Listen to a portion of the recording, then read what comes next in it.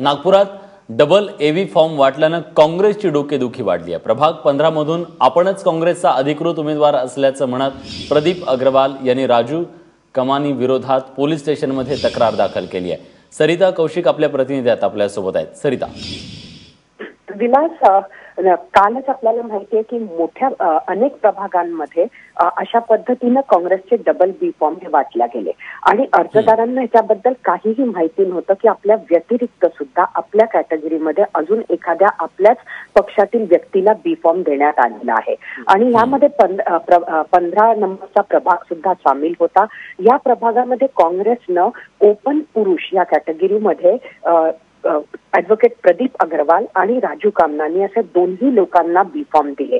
त्यानंतर प्रदीप अग्रवाल यांना मात्र एक अधिकृत पत्र सुद्धा एमपीसीसीनं दिलं जे त्यांनी सादर केलेलं आहे। त्यामुळे आता मीच अधिकृत उमेदवार असं त्यांनी म्हटलेलं आहे।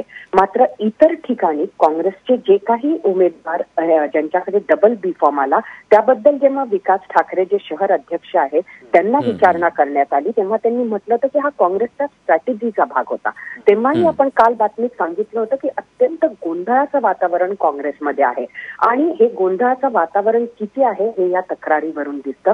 कारण ॲडव्होकेट प्रदीप अग्रवाल यांनी नुसतीच तक्रार दाखल केलेली नाहीये तर त्यांनी याचं क्रिमिनल इन्व्हेस्टिगेशन व्हावं अशी मागणी सुद्धा या संपूर्ण प्रकरणामध्ये केलेली आहे। त्यामुळे काँग्रेसनं नंतर सारवासारवीचा जो काही प्रयत्न केला की आमचा स्ट्रॅटेजीचा भाग आहे, एखादा फॉर्म जर का बाद झाला किंवा ज्या ज्या प्रभागामध्ये बाद होऊ शकतो तिथं उमेदवारच नाही असं होऊ नये म्हणून आम्ही डबल बी फॉर्म वाटले, हे अशा पद्धतीची जी काही उत्तरे मिळत होती काँग्रेसकडनं ती खोटी होती हे यातून आता दिसून आलेलं आहे। पण एकूणच सगळा गोंधळ देखील काँग्रेसमधला समोर आलेला आहे। तेव्हा या गोंधळातून काँग्रेस अडचणीत येते का हे पाहणं महत्त्वाचं आहे। धन्यवाद तुम्ही दिलेल्या सगळ्या सविस्तर माहितीबद्दल।